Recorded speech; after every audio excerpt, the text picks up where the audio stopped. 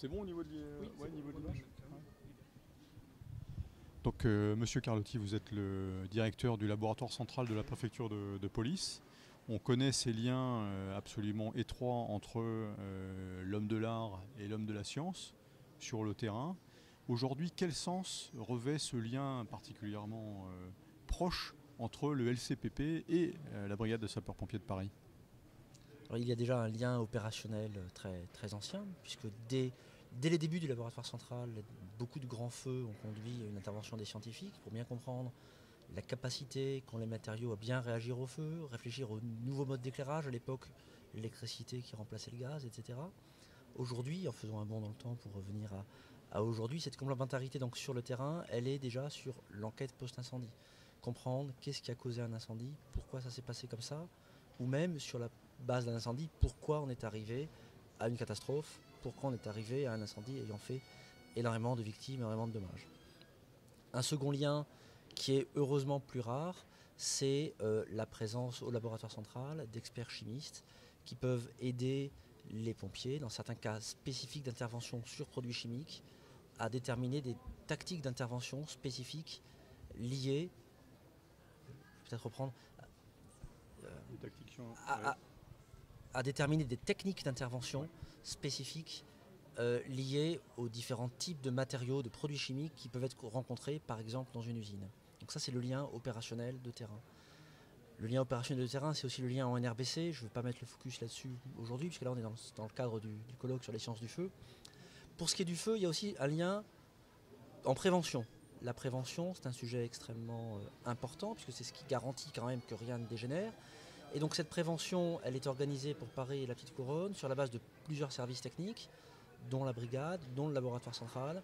Et donc le laboratoire central apporte son soutien sur les deux sujets qu'on considère, sur lesquels on pense qu'on est les plus à même d'apporter notre expertise, qui sont d'une part les situations de ventilation complexes, quand il y a des inversions de flux, des ventilations non conformes à la réglementation, de l'ingénierie, du désenfumage, quand il faut évaluer l'ingénierie du désenfumage, et aussi quand il y a des automatismes et des systèmes informatiques complexes, où il est important que des scientifiques analysent la performance de ces automatismes et des systèmes informatiques. Donc ça, j'ai parlé des trois liens sur le terrain. Donc en intervention, je me suis raté, j'ai dit trois, j'en ai Ouais, eu que deux deux. liens. Ouais. Ouais. Euh...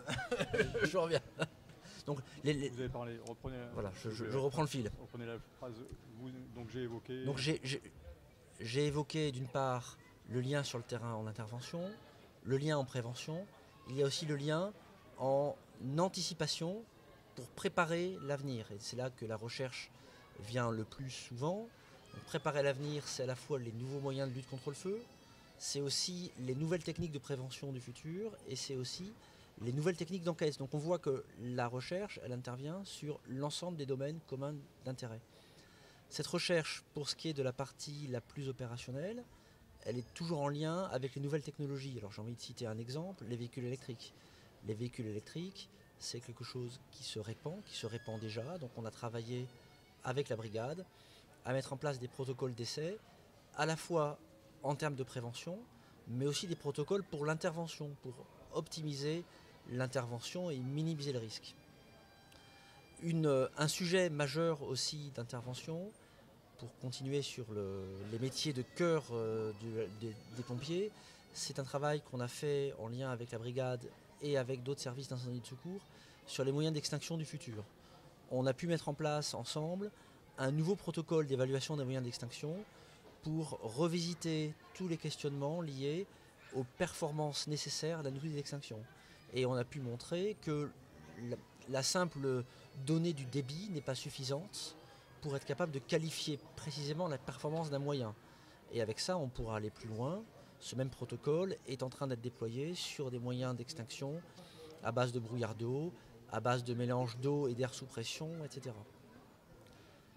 Un autre sujet que je tiens à citer, c'est la problématique de la toxicité des fumées et du retour en condition après intervention. Pendant l'intervention, les pompiers sont équipés de leurs aéries, donc la problématique de toxicité ne se pose pas de la même manière que pour quelqu'un qui n'est pas équipé d'aérie. En revanche, le retour d'intervention, mais aussi pour les personnels qui font l'entraînement, se pose une réelle question de garantir la sécurité du pompier dans le long terme. C'est un travail qui est important de faire, Et la force de notre échange entre la brigade des sapeurs-pompiers de Paris et le laboratoire central, c'est que nous pouvons, face aux problématiques concrètes posées par le terrain et par les sapeurs-pompiers, mettre en place des protocoles de mesure et aller analyser ce que font nos collègues des autres pays face aux mêmes problématiques pour essayer de construire ensemble la démarche la plus adaptée. Merci beaucoup. Ouais, en tout cas, pour nous,